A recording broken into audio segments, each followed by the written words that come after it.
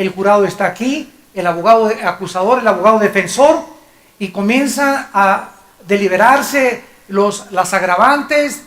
Juicios duran hasta meses, otros duran 4 días, etcétera, etcétera. Pero llega el momento en que después de analizar las agravantes, el juez dice, esta es la sentencia, culpable o no culpable. Entonces, esta sentencia donde Dios nos declara a nosotros los cristianos no culpables, es eterno. Esta es la razón por la cual la salvación no se puede perder. Y si alguien dice, con que no se puede perder la salvación, bueno, me voy a portar entonces como me da la gana, el solo pensamiento que hay en tu corazón implica que no eres cristiano. Porque cuando eres cristiano, la gracia de Dios ha entrado en nuestras vidas y estamos tan agradecidos con Dios del perdón que nos ha dado en la cruz, que no queremos pecar. Pecamos porque estamos en un cuerpo corrupto, pero en nuestro corazón no queremos hacer eso que hicimos ayer. Y si lo hicimos, nos sentimos mal, nos sentimos tristes, amargados o frustrados o deprimidos, porque el Espíritu Santo nos está motivando para que echemos fuera esa basura y digamos, Padre, perdóname, lávame con tu sangre. Entonces el cristiano que ha pecado o que peca ya no es juzgado por su salvación, ya no vamos a ser condenados para el infierno eternamente. Cuando el cristiano peca, es separado temporalmente de la comunión con Dios. Entonces no perdemos la salvación, perdemos la comunión con Dios cuando pecamos. Muy bien, en Romanos 8:1 dice, ninguna condenación, otra vez es la palabra crino, ningún juicio judicial condenatorio hay para los que están en Cristo Jesús. En nuestro pasaje de 1 Corintios 3, versículo 11 en adelante, dice el apóstol Pablo, porque nadie puede poner otro fundamento que el que está puesto, el cual es Jesucristo. En otras palabras, tu vida, ¿sobre qué está siendo edificada? Si tu casa está edificada sobre un terreno móvil, un terreno aguado, un terreno flojo, cuando venga la lluvia, los cimientos de tu casa se comienzan a hundir, porque el fundamento de tu casa es falso. No se hizo un fundamento de piedra para sobre ese hacer tu casa. Lo mismo pasa con nuestras vidas. Todos tenemos algo sobre lo cual estamos edificando nuestra vida. Unos están parados sobre la doctrina marxista. Ese es su fundamento. Soy comunista, la dialéctica materialista, el proletariado que tiene que derribar a la burguesía, y mientras esto no funcione, ese es tu fundamento, esa es tu filosofía, y va a describir tu conducta también. Otros tienen el fundamento del ateísmo, están parados sobre una piedra que es su fundamento, que es el ateísmo. Es el fundamento de tu vida. Dios no existe, no puede ser esto, Dios no pudo haber creado el mal, y por qué si tiene el poder acaba con el diablo. Tienes lleno de argumentos sin saber que todos esos argumentos tienen respuesta. Pero estás empecinado en que no tienen respuesta, y si mueres ateo, te vas a condenar eternamente. Otros están sobre el fundamento de las filosofías orientales. Peace and love. Paz a la bacha, mi nen. Y están edificados sobre todo es materialismo, todo es existencialismo, todo es un mundo ilusorio, todo es un mundo que no existe, irreal.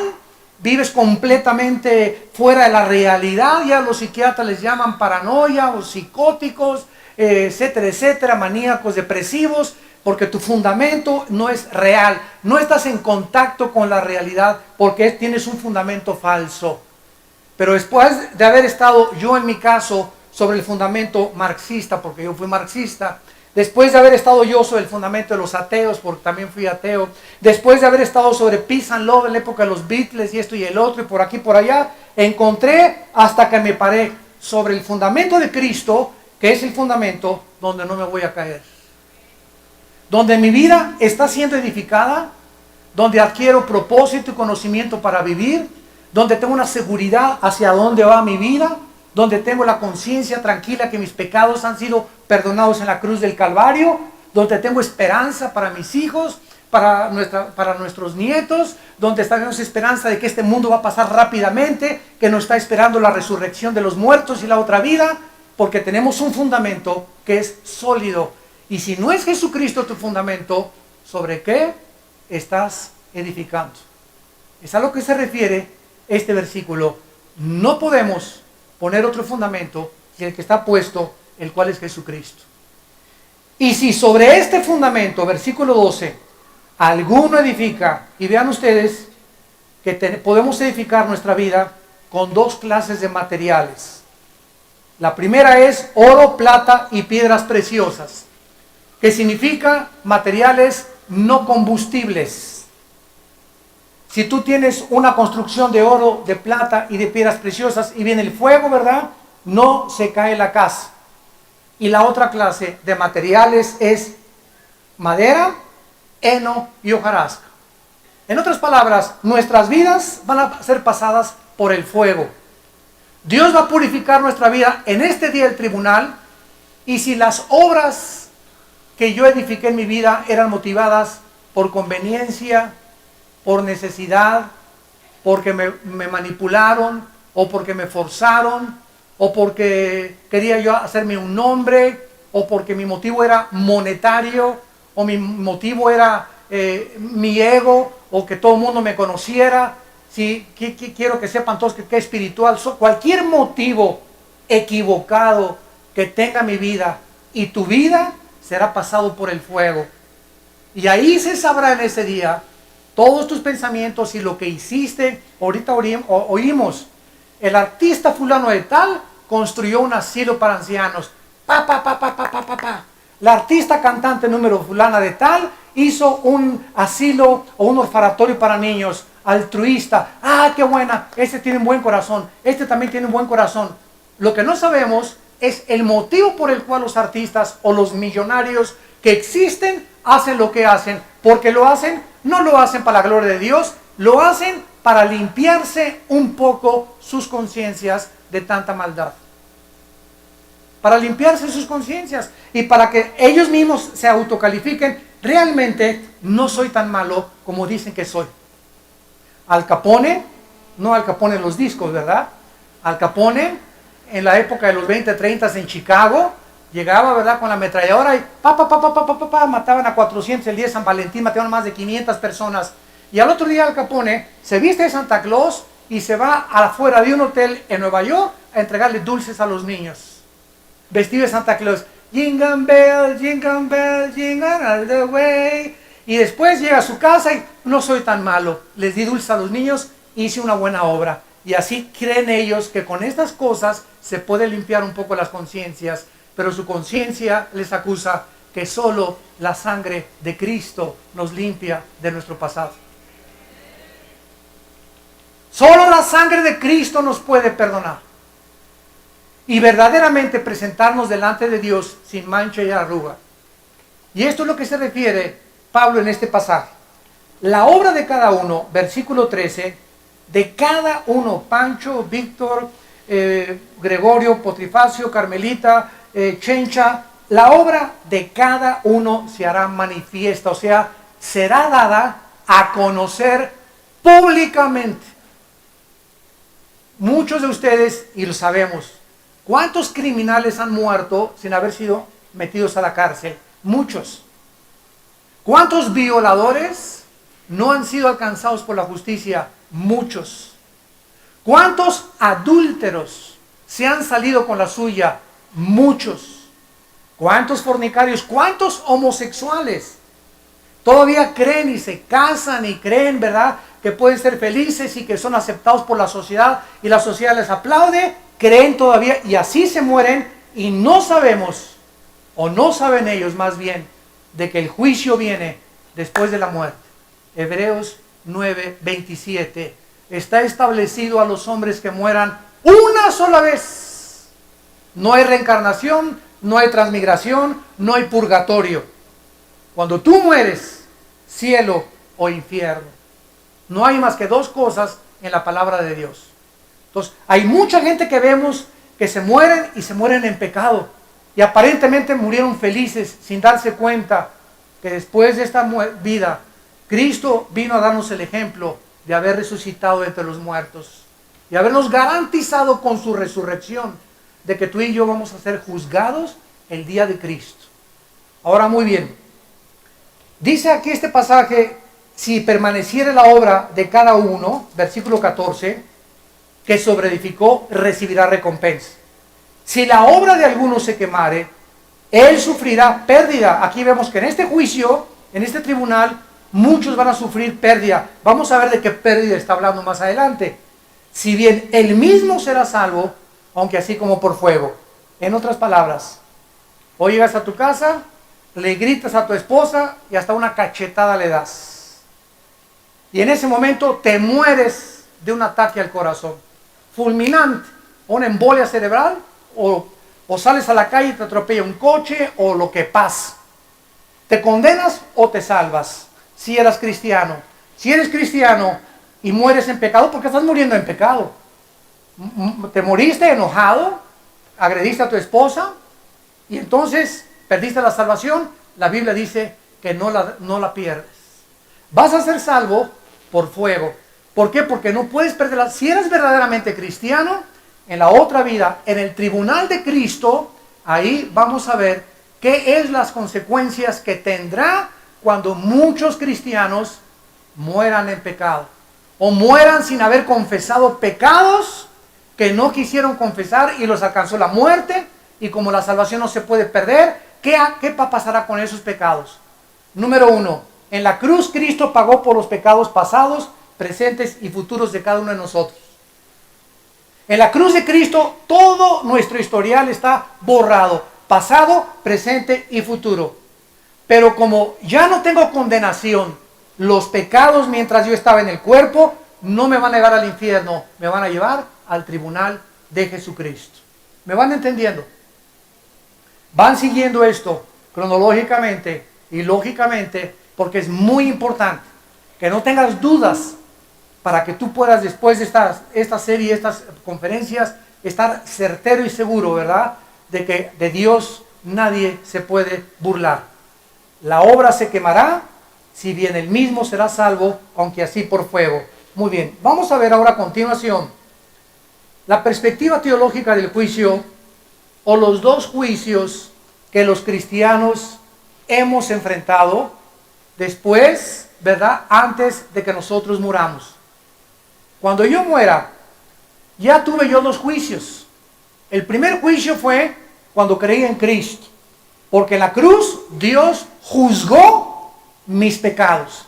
Que abortaste 5 veces, mataste a 40 personas, hiciste desastre y medio, te divorciaste 6 veces, incendiaste la colonia Peralvillo, ¿verdad? Y lo que hayas hecho en tu vida, en el momento que recibes a Cristo, tu pasado nunca será revuelto, nunca será otra. Las cenizas no vuelven a arder. Ya fue juzgado en la cruz de Cristo.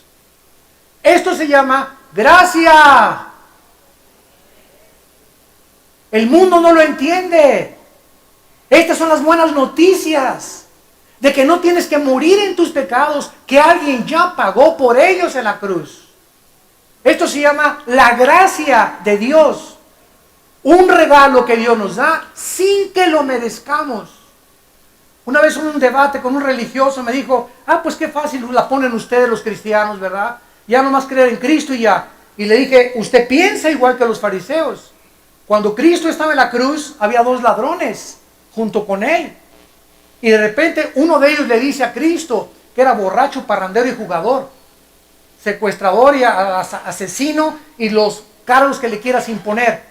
Le dijo a Cristo: acuérdate, Señor, cuando vengas en tu reino. Y Cristo le dijo: hoy estarás conmigo en el paraíso.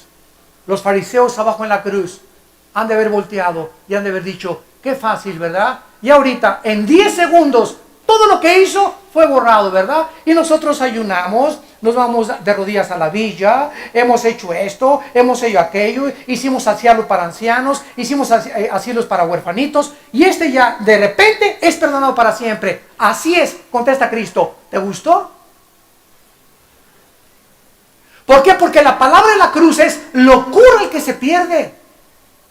El mensaje que tenemos en la Biblia choca contra el intelecto humano, contra la soberbia humana que anhela querer hacer buenas obras para salvarse.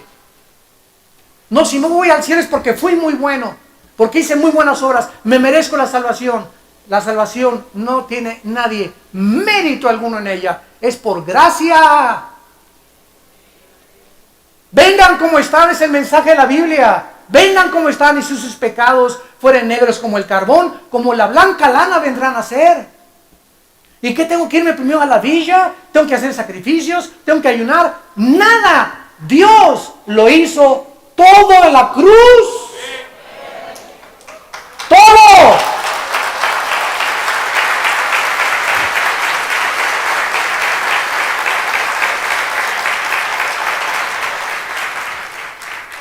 Y esta es la razón por la cual estamos ahondando en esta doctrina. La pregunta es la siguiente: ¿hasta qué grado la obra de Cristo en la cruz se relaciona con nuestros pecados en la vida cristiana? A la luz de la obra de Cristo en la cruz y con respecto al pecado, ¿de qué manera Dios trata ahora, ya que no hay condenación sobre nosotros, ya que no se puede perder la salvación? ¿De qué manera trata Dios con nuestros pecados en la época presente y en el futuro? El otro día estaba desayunando con un pastor que me dijo: mire, Armando, realmente yo no estoy seguro si se pierde o no se pierde la salvación. Y yo le contesté a este pastor: bueno, ¿qué le enseñas a tus ovejas? No es que me tengo miedo de decirles que la salvación no se pierde porque se pueden portar mal, entonces. Y mejor les digo que no sé. Y digo: ¿sabes una cosa? Que no podemos más que ser honestos e íntegros delante de nuestras ovejas. ¿Es pan o es vino? ¿Es luz o es tinieblas? ¿Es verdad o es mentira? Nunca es la vieja del otro día. Entonces me dijo: ¿qué me quieres decir? Y le dije: si tú tienes miedo de que si tú predicas que la salvación no se pierde, la gente se va a aprovechar, le dije: ese es problema de la gente. A nosotros no nos interesan las consecuencias de este mensaje. Nosotros tenemos que entregar este mensaje fiel como la Biblia lo dice. Lo que pase con la gente ya no es nuestro problema. Son consecuencias que le van a dar cuenta a Dios. Y si alguien quiere pensar eso, que como no se pierde la salvación, me voy a portar como me da la gana, es tu problema, no es problema de nosotros. Yo tengo la obligación de decirte lo que la Biblia dice. Ninguna condenación hay para el que está en Cristo Jesús. Y la salvación no se puede perder. Porque entonces Cristo tendría que volver a morir para pagar por los pecados que yo cuando me muera quería deber. Y Él ofreció un solo sacrificio para siempre y con una ofrenda nos hizo perfectos a los santificados. Hebreos capítulo 10, 11, 12, 14 y 16. Muy bien, para poder comprender entonces el significado de la muerte de Cristo, qué importante esto es para los cristianos, a favor del pecador, veamos algunos pasajes. Veamos por ejemplo Juan, Evangelio de Juan, capítulo 3, versículo 18. El que en él cree no es enjuiciado, no es condenado. El que en él cree no es condenado, pero el que no cree ya ha sido condenado porque no ha creído en el nombre del unigénito Hijo de Dios. Según de Corintios 5:21, el que no conoció pecado, Cristo, por nosotros se hizo pecado, para que la justicia de Dios se cumpliese en nosotros, que hemos creído en su santo nombre. Romanos 8:1, ninguna condenación, ninguna sentencia judicial, ninguna condenación judicial hay para el que está en Cristo Jesús. En el momento en el que un criminal, permíteme una silla, lo voy a tratar de ilustrar.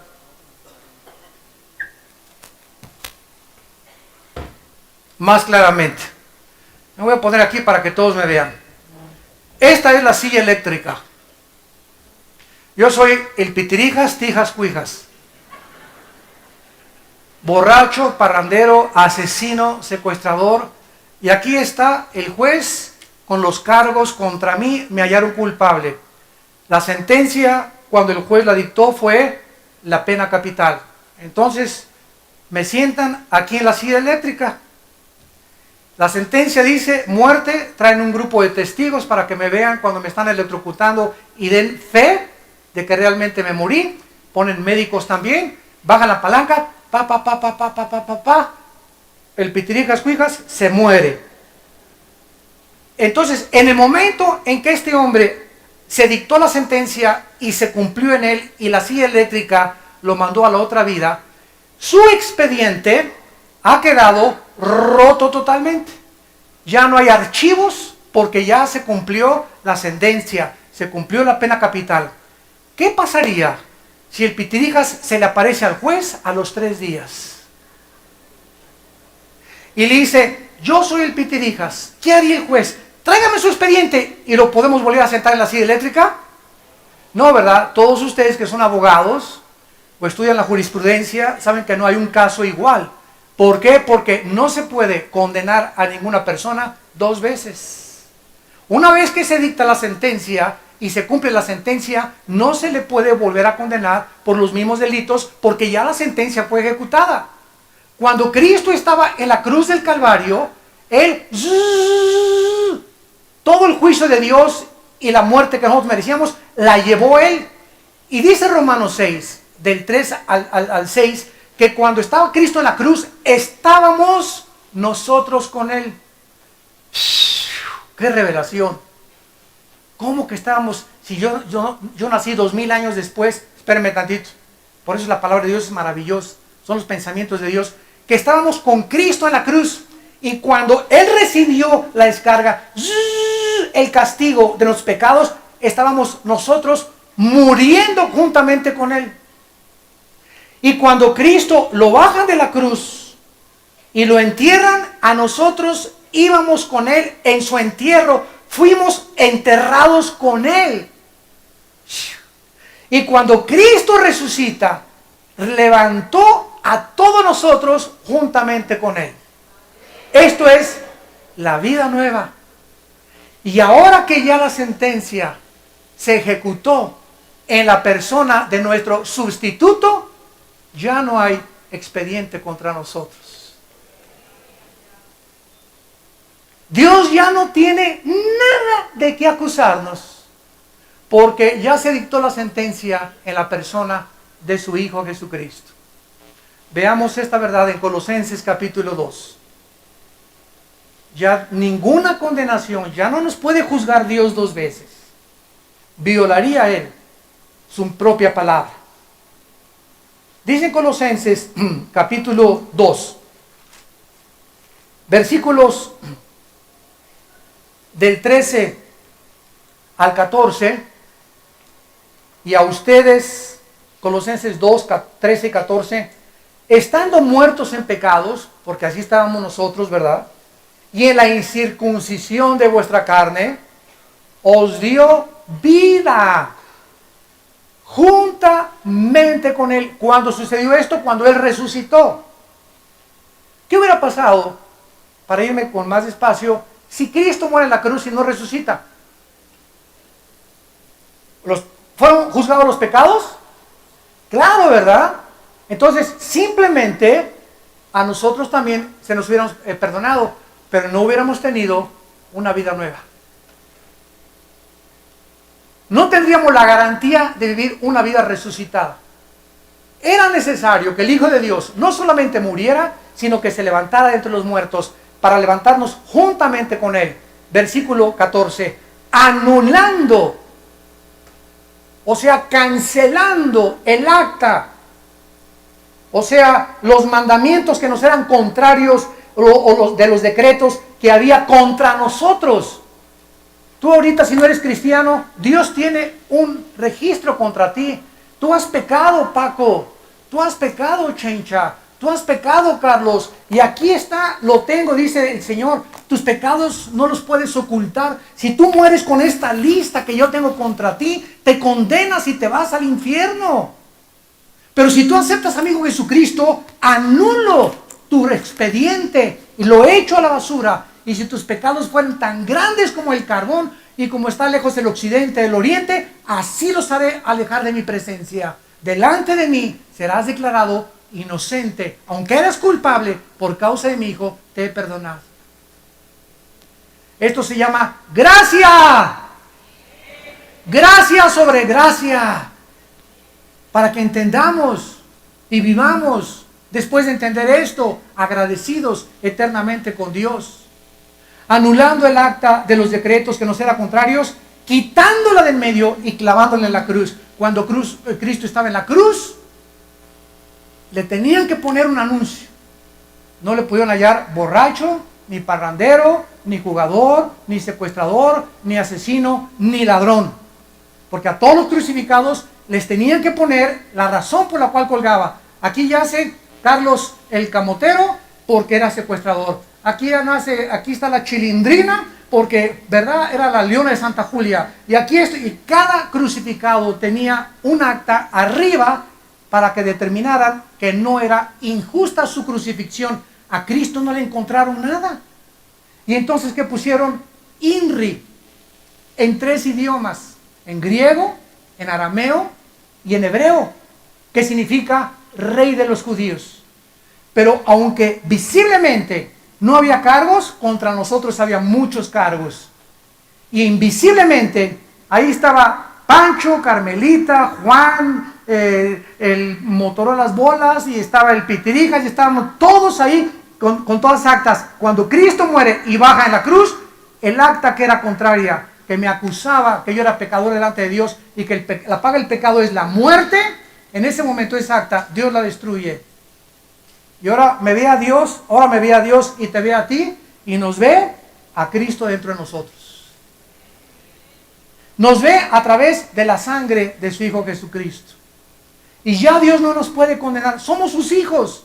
Y lo que nos ha dado es eterno. No es una salvación temporal, es una salvación eterna. No se puede perder porque hubiera sido temporal. Pero como es eterna, salvación eterna, ya estamos en la eternidad. Entonces, ya fuimos juzgados en la cruz del Calvario los cristianos. Pero ahora, mientras estamos en el cuerpo, pecamos. O te dicen San Crisóstomo. Ni San Crisóstomo era querubín. No hay nadie que no haya pecado más que Jesucristo. Ni los papas, ni Abraham, ni Isaac, ni Jacob, ni San Crisóstomo, ni Santa Rita de Casia. No hay un solo ser humano, desde Adán a nuestros días, que pueda decir, soy justo, merezco el cielo, siempre me he portado bien. No hay uno solo. Romanos 3:10. Uno solo no hay.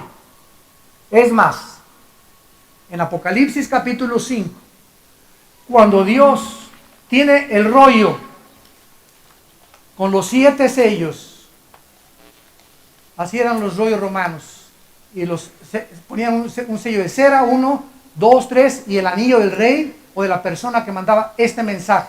Y solo la persona que reconocía ese anillo podía quitarle el sello y leerlo porque era para esa persona. Cuando Dios tiene en Apocalipsis 5 el rollo con los 7 sellos, que son los 7 juicios de Dios contra el mundo, entonces Dios levanta el rollo y un ángel comienza en el cielo a decir, ¿quién es digno? En el cielo, en la tierra o debajo de la tierra, que le quite los sellos al rollo. Y dice el apóstol Juan, y oí una voz que decía, no hay nadie. Ni Abraham, ni Isaac, ni Jacob, ni San Crisóstomo, ni Santa Rita de Casia, ni el Papa, ni nadie es digno, nadie, ni los querubines, ni los ángeles, ni los serafines, ni San Judas Tadeo. Nadie se encontró digno de quitarle los sellos. Pero voltea Juan y en el trono de Dios dice, he aquí el león de la tribu de Judá, el Cordero de Dios.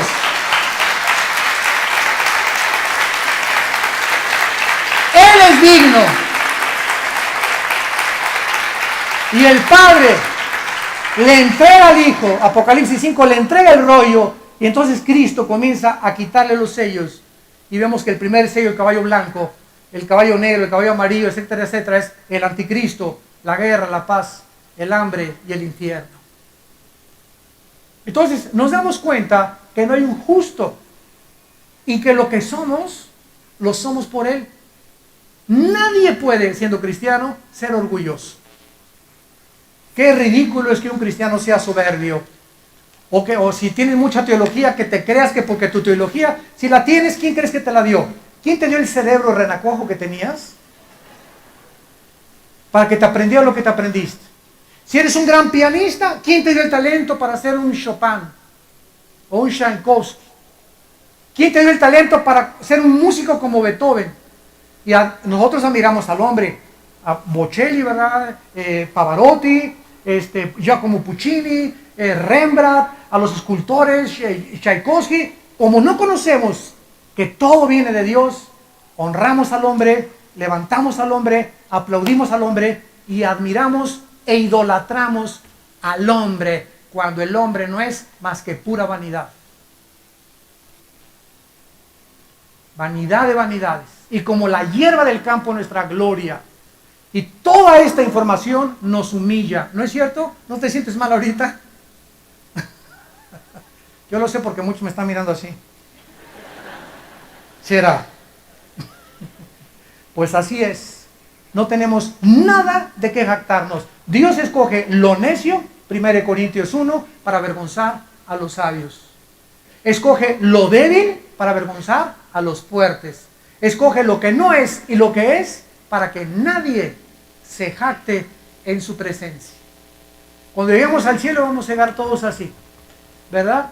Yo no voy a llegar a decirle a Dios: Señor, gracias porque me vas a honrar por el hospital que hice, por el orfanatorio que hice, por el asilo para ancianos. Discúlpame, va a salir Pedro. ¿No te memorizaste, Armando, Efesios 2:10? No, por eso estás hablando como tonto. ¿Qué dice Efesios 2:10? Hechura suya somos, creados en Cristo Jesús para buenas obras, las cuales Él preparó para que anduviéramos en ellas. Entonces, nuestras buenas obras que hayamos hecho, cuando lleguemos al cielo, ni siquiera podremos gloriarnos en ellas. Las hicimos porque nos sometimos. Entonces, ¿cuál es el premio, la recompensa? Nos sometimos al poder de Dios. Y cuando Dios encuentra un vaso entregado en Él, un hombre, una mujer consagrados a Él, Dios hace maravillas, hace prodigios, hace cosas tremendas a través de la vida de ese ser humano. Pero el ser humano no se puede jactar de nada, ni tampoco exhibir, ni darle a conocer al mundo el poder que Dios le ha otorgado. Porque entonces ya perdería la humildad, y la humildad haría, la falta de humildad haría que todo lo bueno que hiciste se fuera al pozo. Por eso Dios le dice a la iglesia de Éfeso en Apocalipsis capítulo 2. A ver, vengan para acá. Muchachitos de la iglesia de Éfeso, admiro su paciencia, su celo. Han probado los que dicen ser apóstoles, la apostolitis que hay ahorita y no lo son. Tienen muy buena doctrina. Descubierto que ustedes han tenido paciencia, han hecho esto y el otro. Y todos imagino aquí, ¿verdad? La iglesia de Éfeso. Gracias, Señor. Sabíamos que nos tenías que reconocer. Y después de que Dios les dice todas las cosas buenas que hicieron, les dice algo que los deja totalmente sacados de onda, como decimos en México. Pero tengo contra ustedes, pero, hay un pero. Todas esas cosas que has hecho no sirven para nada, porque has perdido tu primer amor. ¿Qué significa esto? Que si todo lo que estamos haciendo para Cristo no lo estamos haciendo porque estamos enamorados de Él, lo estamos haciendo porque estamos enamorados de nosotros. Y lo estamos haciendo porque estamos buscando solamente un nombre para nosotros. Reconocimiento de los hombres, reconocimiento de las gentes, reconocimiento de las ovejas, reconocimiento de mi familia. Todo lo que yo haga para exaltar mi ego y para que la gente me vea y me aplauda y me honre, no tiene valor delante de Dios. Lo que hago tiene que ser motivado por el amor a Cristo. Cuando llegues al cielo, y cuando yo llegue al cielo, Dios no nos va a preguntar: Armando, ¿cuántas almas ganaste? Mire, señor, fui el evangelista, gané 50 millones de almas. Qué bueno, buen siervo. Y construí 50 iglesias. Y mis iglesias tenían, señor, candeleros franceses y alfombras persas y aire acondicionado. Y éramos una mega iglesia en el Distrito Federal. Buen siervo. Pero eso no me interesa. Me interesa que me contestes esta pregunta antes de que entres al cielo. ¿Cuánto te pareces a Jesús?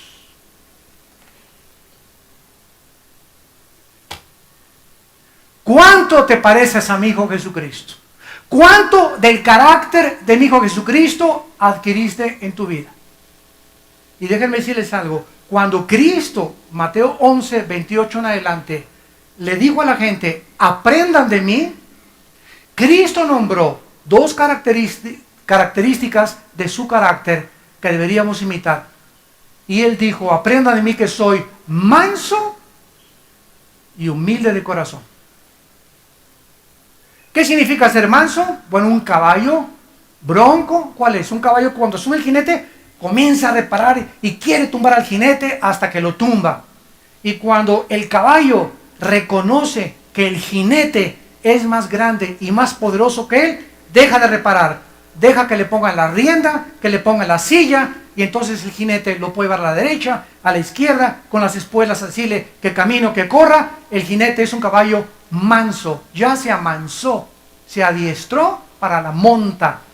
¿Cuántos de ustedes se les dice algo y o a los del coro: hoy te pones en la banca, y ahí se ponen a hablar, o suspendemos a alguien y comienzan a criticar? Es en las pruebas donde se prueba tu carácter. Es en las pruebas. No hay persona más orgullosa que a la que se le exhorta y se le regaña y se vuelve contra ti. Dice Proverbios: exhorta al necio y te odiará. Exhorta al sabio y aumentará su saber. ¿Eres manso? Llegan aquí a estacionarse, y aquí tenemos un departamento de seguridad, y te dicen: estaciones ahí. Bueno, ¿y tú qué querés? Me estaciono, me da la gana. ¿Te das cuenta? Esos pequeños detalles de tu vida, tú dices: bueno, pues, ¿quién es este de seguridad? ¿Por qué le voy a hacer caso? Porque es alguien puesto por los pastores. Igual que los edecanes. Oigan, no se sienten ahí, aquí es para los niños. Yo me siento, me da la gana. ¿Y qué? ¿O qué quieres, bronca? Hasta con eso, ¿eh? Y nuestros pobres servidores a lo que se tienen que enfrentar. Y gente que viene a la iglesia, ¿qué denotan? Que no son mansos todavía. Están broncos, bien broncos. Y la humildad, ¿verdad? La humildad es reconocer que dependemos de Dios diario. Que no podemos levantarnos sin tener un tiempo con Él. Que somos insuficientes y que separados de Él nada podemos hacer. Aprendan de mí que soy manso y humilde. Cuando llegamos al cielo, ¿cuán bronco llegaste? ¿O cuán manso llegaste? ¿Y cuánta humildad te cubrió durante tu vida en esta tierra? Eso es lo que Dios juzgará en la otra vida. Muy bien. El otro juicio, 1 Corintios capítulo 11, el otro juicio que tuvimos los cristianos antes que nos presentemos en el tribunal de Jesucristo, 1 Corintios 11, se llama el autoexamen. El autoexamen.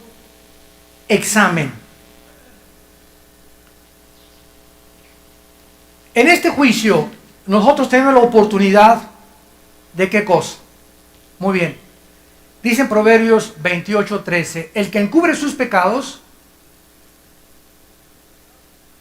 no prosperará. Si tú tienes un pecado que no has confesado a Dios, fíjate lo que va a pasar. Se te va a cerrar el mundo. Esto es lo que se llama prosperidad. Esta es la verdadera prosperidad. Prosperidad no significa solamente tener mucho dinero, significa poder avanzar hacia adelante con Dios. Cuando avanzas en la vida con Dios, estás prosperando verdaderamente delante de Dios. Cuando hay un pecado en mi vida que no he confesado, se me cierra el mundo y nada me comienza a salir bien. Y voy de fracaso en fracaso, de hombre en hombre, de mujer en mujer, de botella en botella, de droga en droga, de cine en cine, de teatro en teatro, de escuela en escuela, de familia en familia, etcétera, etcétera, porque estoy buscando algo que me dé propósito, algo que me dé significado, y las cosas no funcionan en mi vida. Y esto se llama en la Biblia maldiciones. ¿Qué son las maldiciones? Cuando las bendiciones de Dios no te alcanzan, porque tus pecados, Isaías 59, 1 y 2, han hecho estorbo entre Dios y entre tú, y Dios no es que su mano se haya cortado, sino que tus pecados se levantan como una barrera, y mis pecados, para que Dios ya no nos pueda dar la mano cuando caemos en el pozo. ¿Y cuántos de ustedes en el pozo? Pastor, écheme la bendición, ore para que me vaya bien, aquí le traigo a mi hijo que está endemoniado, hoy por los enfermos. ¿Y tú, hermano, cómo está tu vida con Dios? Vienes a pedirle favores a Dios y eres un pecador que ni siquiera te has arrepentido de lo que estás haciendo. Vives en adulterio y quieres que Dios te dé un buen trabajo. Fornicas con tu novio y quieres una buena universidad y quieres que Dios bendiga tus estudios y te dé inteligencia y sabiduría para estudiar. Ves pornografía y quieres que Dios te dé inteligencia para conocer la Biblia y las profundidades de la Biblia. ¿Sabes qué? No conoces a Dios. Dios es un Dios santo. Santo, santo. Y el que encubre sus pecados no prosperará, mas el que los confiesa y se aparta alcanzará misericordia. Entonces, ¿qué pasa cuando un cristiano peca? Dios nos da la oportunidad de examinarnos a nosotros mismos. Híjole, siento, porque tengo al Espíritu Santo, que hoy le grité feo a mi esposa. Pero mi orgullo me dice, ¿para qué le pides perdón? Que te pida ella. Pero cuando tengo el Espíritu Santo y quiero seguir el ejemplo de Jesucristo, no. Tal vez ella tuvo la culpa, pero me voy a humillar, porque Dios le da gracia a los humildes.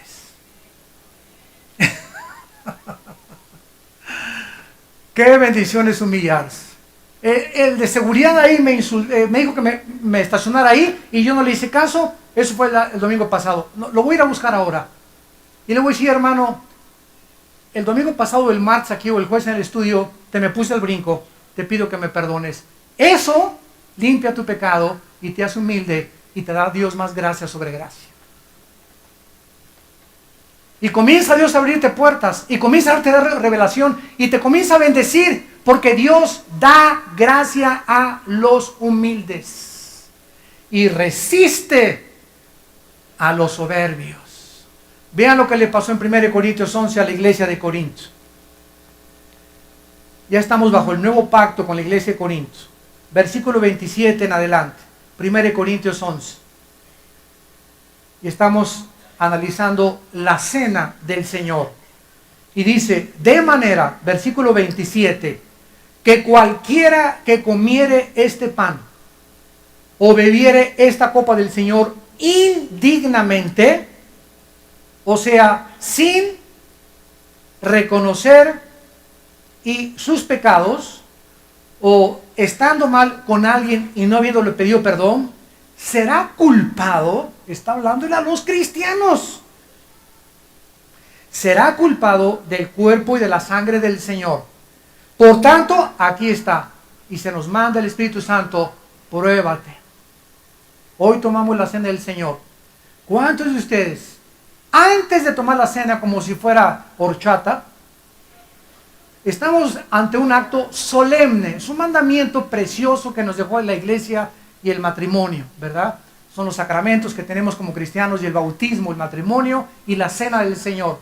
En esa ceremonia preciosa que tenemos de la cena del Señor, al tomar la copa, no estoy tomando a Cristo, estamos recordando, haciendo memoria de lo que Él hizo en la cruz.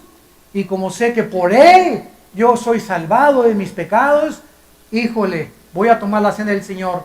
Pero me peleé con mi esposa, me acosté ayer con mi novio, le insulté a fulano de tal, al pastor hablé mal de él, tijerité a estas personas. En ese momento tenemos que pedirle al Espíritu Santo, Señor, examíname.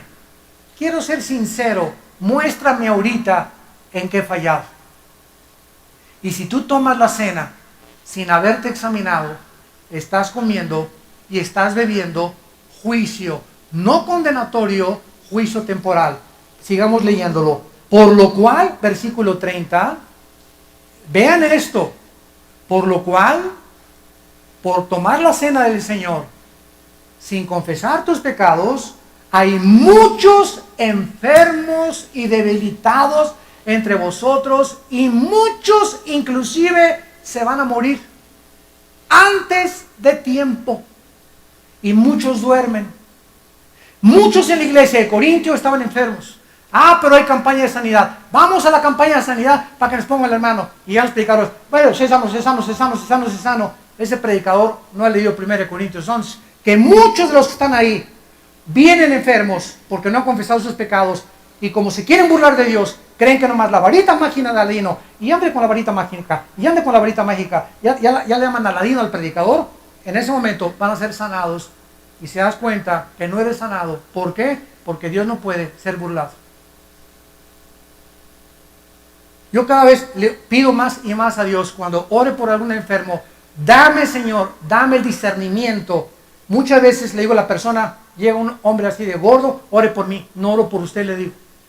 Póngase a dieta y oro por usted.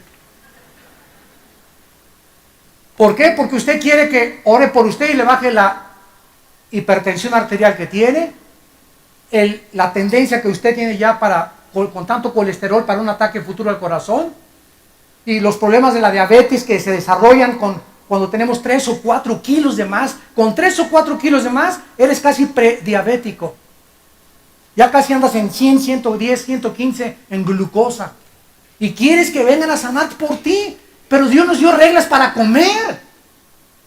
Y tenemos una mente inteligente para saber, esto sí, esto no. Paso de los 40, voy a cortar las grasas, la carne de puerco, mucha agua, etcétera, etcétera. Menos Coca-Cola, menos refrescos, menos azúcares, menos postres. Pero si tú violas las reglas de la comida, Dios no nos hace responsable por nosotros. Y además, cuando hay pecado en tu vida, muchos de ustedes están enfermos, y que nos ven por la televisión, están enfermos porque no han confesado sus pecados a Dios. Y otros inclusive se van a morir antes de la hora que tenía Dios asignada para tu vida. Porque el hombre puede abortar el plan de Dios para morirse antes de tiempo por tus pecados. Un ejemplo, Sansón. El programa de Dios en Jueces era que fuera el libertador de Israel y matar a los filisteos. La sensualidad de Sansón con las mujeres lo hizo perder su misión en la vida, quedar ciego, convertirse en un payaso de los filisteos y morir antes de tiempo, quitándose la vida junto con todos los filisteos. ¿Podemos nosotros o alargar nuestra vida? Proverbios capítulo 3, guarda la misericordia y la verdad, porque la largura de días y de años te aumentarán. Qué increíble que Dios nos da la oportunidad de alargar nuestra vida con sanidad o acortar nuestros días llenos de achaques por el pecado, el rencor, la amargura que llena nuestros corazones. Por lo cual, versículo 31, si nos examinásemos a nosotros mismos, no seríamos, ¿qué cosa? ¿Qué cosa? Juzgados, pero no condenatoriamente. Cuando un cristiano insiste en sus pecados, o le viene una enfermedad muy grave, o Dios se lo lleva a casa antes de tiempo. Ese es el juicio al que se refiere el contexto. Muchos duermen, muchos están enfermos. Esto no significa, ¿verdad?, que no todos los enfermos vivan en pecado, porque es una exageración. Job recibió cantidad de aflicciones físicas y no era el pecador que creíamos que era. Entonces, pero la gran mayoría de las personas son enfermas por el pecado que viven. Pablo recibió un aguijón en su carne, según de Corintios capítulo 12, y no porque era pecador, sino para mantenerlo en la balanza y no se exaltara por las revelaciones que Dios le dio cuando se fue al tercer cielo. Entonces, qué importante es, santos de Dios, que entendamos que la paga del pecado es la muerte. Y el alma que pecare, esa morirá. Tenemos una sola vida para poder vivirla en paz delante de Dios y no ser juzgados antes de tiempo, ni irnos a casa antes de tiempo, y tener una bendición en nuestra familia, en nuestro matrimonio, en nuestro cuerpo, en nuestro ministerio, en tu trabajo como médico, como abogado, como estudiante, que seas el mejor estudiante de la prepa, de la universidad, porque eres inteligente y admira a la gente tu inteligencia y tu sabiduría, a pesar de que fuiste un bruto cuando estuviste en secundaria, pero de repente te arrepentiste y cambió tu vida, estás memorizando la palabra y eres una persona brillante en la escuela, como Daniel capítulo 1, que por la entrega a Dios, Dios le dio inteligencia y sabiduría, más que todos los sabios que había en Babilonia. Si conociéramos que Dios es un Dios que quiere lo mejor para nuestras vidas, el que no escatimó a su Hijo, ¿cómo no nos dará todas las cosas? Pero precisamente porque no lo conoces, vives, como un limosnero espiritual. Así pues, no nos cansemos de hacer el bien, porque a nuestro tiempo vamos a recoger la cosecha que hayamos sembrado mientras estábamos en este cuerpo. Señor, te damos gracias por tu palabra en esta tarde, una vez más. Te damos gracias, Señor, porque tus juicios son inexorables y porque algún día estaremos en tu presencia. Por tanto, hermanos, tengan paciencia hasta la venida del Señor. Miren cómo el labrador espera el precioso fruto de la tierra, aguardando con paciencia hasta que reciba la lluvia temprana y la tardía. Tengan también ustedes paciencia y afirmen sus corazones, porque la venida del Señor se acerca. Oh Dios, gracias.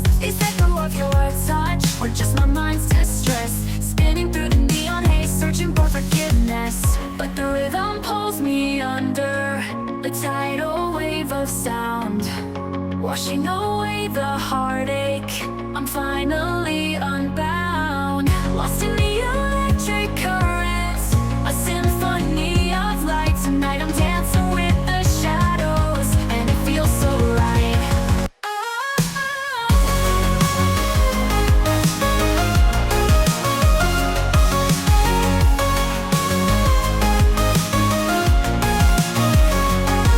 Distorted reflections in the chrome and steel, a million faces, yet I still don't feel real. Chasing after something I can't define, lost in the labyrinth of space and time.